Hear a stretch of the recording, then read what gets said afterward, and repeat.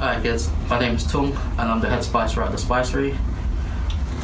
I'm Kim, I'm an assistant spicer here. I help pack the spices and also help make some of the blends as well. Here today we have a modern day spice market that's transporting ourselves every day back to the 14th century at the beginning of the age of this discovery.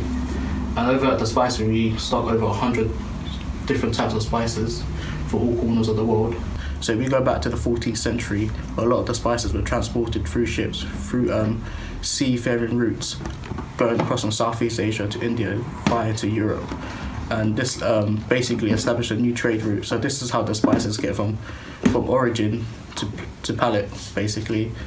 And for us, we order spices in from either through large exporters, or we locate spices directly at source. So stuff like Hungarian paprika, Cambodian Kampot pepper, we get directly from source, so straight to farm to table. And other spices, as turmeric and cumin, we get from larger exporters. Most of them come through shipping freights, so they still come through the means, maybe if you go back to the 14th century, but just in a larger quantity, and then obviously more developed ships. So a day in the life in the Spicery for me, I will come in every morning, see what needs to be made, seeing what blends need to be made, and see what processes go within that blend. So if I'm making garam masala, there are a few things that I need to grind beforehand and mix. So I usually get a recipe sheet, a spreadsheet, and that will tell me what I need to make, and that's how I will make it. I'll weigh things out into one big tub, and depending on what it needs, things might need to be toasted before they be put into the tub or grinded. And after that, I will put the spices into a large mixer and mix them, and that's how you make the blends. It's the same process you'll find in any spice market in the world. Every time we get visitors come in, they always comment about the smells, because depending on you, if you like the spices or not. If I'm toasting, the spices are really vibrant, the smells are really vibrant and really toasty. And when you come into the warehouse, it's just a smell sensation of different spices. Sometimes it could be chili in the air, cinnamon, cumin, and that just brings you back. It takes you back to any spice market in the world. Today she's weighing out individual spice orders, and these spice orders will be sent out to members of the public who bought these spices online, and they'll be used for like everyday cooking. So anyone who needs a bit of spice in their life could come here and order over 100 different spices at different weights. And also we do blends as well. So this is what Kim does. Anyone who orders, she'll weigh the amount out, and she'll send them off for packing. And this is how the spices in your food reaches your table. So this is cassia. It's a little quill. So they take it down from the tree, they roll it up, and it makes these little quills. They're very similar to cinnamon. They smell really similar as well. But whereas cinnamon comes from Sri Lanka, we source our cassia elsewhere. So this is a star anise. So it comes from an actual plant, and it's harvested, and it's dried further, and it's this comes from China. So the other spices we have here are shimi togarashi, which is a Japanese spice blend. It's got some sesame seeds in it, also some poppy seeds. You can smell as well, I can smell the citrus, which is really, really strong. It makes it one of the most expensive blends we have in the house.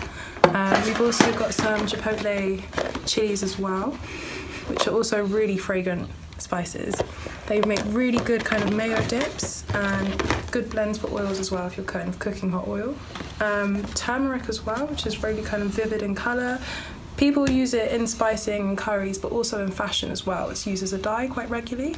This is saffron, and this is the most expensive spice in the world. It's worth its weight more than gold, and each plant will have 3 stamens. And this is why it's so expensive, because it can only be picked by hand, and each plant only has 3 stamens a year. So you can imagine how much work and effort it took to harvest maybe a couple of grams of saffron. This grows, it grows in various parts of the world. So you can get some in Spain and in India, and the one that we have is from India, and this is grown in India, and it's used a lot. It's usually steeped in water and added to dishes to give it a luxurious golden colour. The spices that I like to use a lot when I'm cooking is Szechuan pepper. I add it to stir fries and add it to stews and curries because it gives the dish a mouth-watering feel, and when you evidently when you eat it, it numbs your mouth, but it gives a sensation of a tingly feeling, which in Szechuan or in Chinese is called mala, and I use that quite often, especially toasted and grind. I sprinkle it over dishes to give a little tingly note. But that's one of the spices I use quite regularly at home. In terms of recipes and spices, I have a lot. I do like to kind of chuck everything in, but Ras El Hanout is definitely up there. It's really, really nice in kind of big tagines and kind of Moroccan, Middle Eastern dishes. Also Jamaican jerk seasoning. It's really nice if you're just kind of roasting chicken. You can put some honey and garlic on it and it's just done. Other things as well, definitely Mexican oregano, because it smells so strong. It's just as good as kind of everyday oregano, but it smells and it gives a kind of extra savoury note as well when you're cooking. This is a Carolina Reaper chili, and I think it's over 5 million Scoville units, and the Scoville units is a weight of measure in terms of how hot a chili is. It does burn. When you're packing it, even if it kind of goes in the air and it kind of gets on your lips or your nose, you will feel that area kind of immediately start to sweat. If you even kind of sniff a little bit in the air, you'll be sneezing for the rest of the day. Don't get it in your eyes or anywhere you shouldn't. It's really, really, really hot. Any chilies, make sure you wash your hands before and after. While cutting those chilies is really important, because when you cut the chilies, you leave a bit of residue oil on your fingers, and if you touch that to a sensitive area, then it's going to lead to all sorts of pain. So always wash your fingers after and before cutting any chilies.